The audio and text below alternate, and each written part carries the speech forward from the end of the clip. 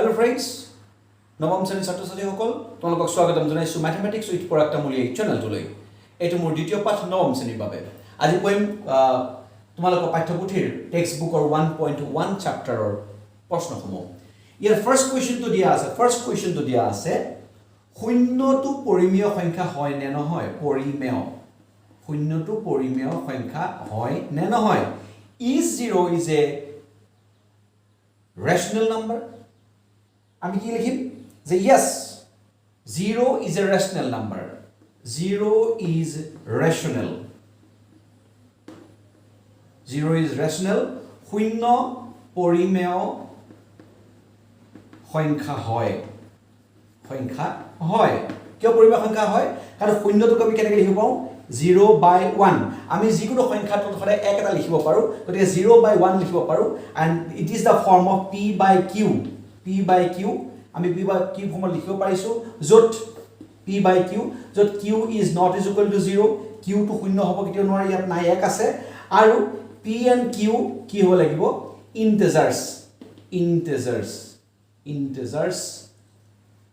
বা আমি কম অখণ্ড সংখ্যা গতিকে কি বুজা গ'ল শূন্যটো এটা পৰিমেয় সংখ্যা হয় that means 0 is a rational number. This is the first question, very simple question. তোমালোকে লিখি ল'ব পাৰিবা এটা স্ন্যাপশ্বট কৰি ল'বা। এতিয়া আহিছো আমি question number 2 লৈ। question number 2 দিয়া আছে 3 আৰু 4 ৰ মাজত পাঁচটা পৰিমেয় সংখ্যা উলিয়াব লাগে। 3 আৰু 4 ৰ মাজত থকা সাধাৰণ দৃষ্টিত 3 আৰু 4 ৰ মাজত কেৱল 2 থকা 3 আৰু 4 ৰ মাজত একো যেন নাই এনেকুৱা লাগে কিন্তু দেখা যায় যে দুটা নম্বৰৰ মাজত অসংখ্য পৰিমেয় সংখ্যা পোৱা যায়। কেনেকৈ উলিয়াম এইটো উলিওৱাৰ নিয়মটো মই তোমালোকক শিকাইছো খুব মন দি শুনিবা।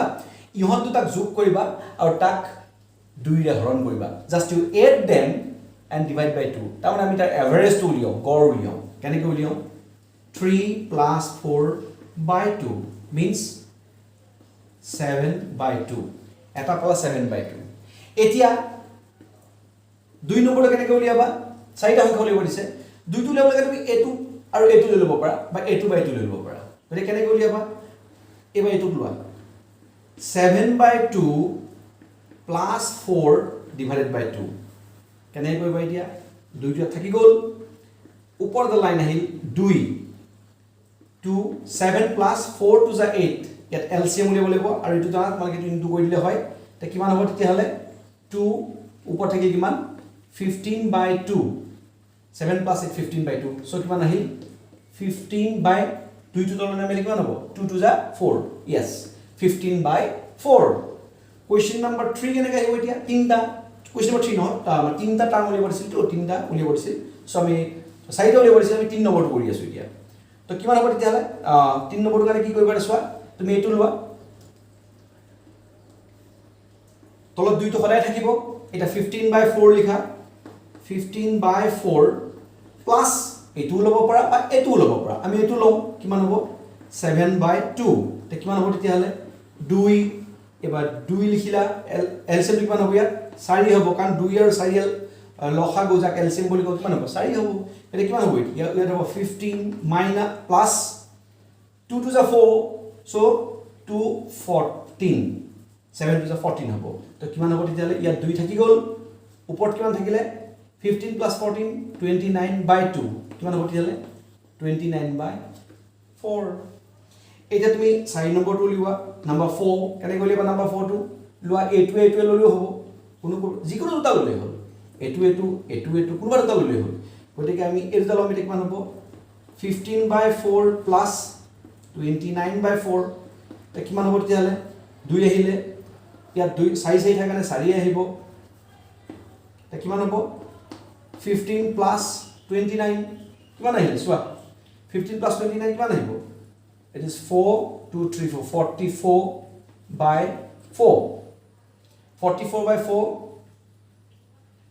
by 4 থাকিল তে কিমান থাকিল তুমি এটা কাটিব পাৰা এটো যদি কাটি দিয়া এটো কাটি দিলে কিমান হ'ব 11 হ'ব that means কিমান পাবা 11/4 গতিকে চাৰিটা এনেকৈ তুমি কৰি গৈ থাকিব পাৰিবা বহুত দূৰলৈকে গৈ থাকিব পাৰিবা যিমান নম্বৰ আছে সিমান নম্বৰ উলিয়াই গৈ থাকিব পাৰিবা আনগিনাত number there are infinite numbers you will get বহুত সংখ্যা পাবা গতিকে মাত্ৰ তোমাক চাৰিটা উলিয়াব দিছে তোমালোকে চাৰিটা উলিয়ালা তোমালোকে ঠিক সদৃশ ঠিক এনেদৰে কুৱেশ্যন নম্বৰ 3 টো চাবাচোন this is question number 3 question number 3 to question number 3 of textbook মই তোমাক এইটো হোমৱৰ্ক দিছোঁ তোমালোকে কৰি চাবা আৰু যদি বুজি পোৱা নাই তাহলে কমেন্ট বক্সত আহি কমেন্ট কৰিবা মই কৈ দিম কিন্তু আশা কৰিছোঁ তোমালোকে এইটো যদি বুজি পাইছা তেনেহলে 3 নম্বৰটো সহজতে কৰিব পাৰিবা so keep watching mathematics with Paraktamuli. Thank you.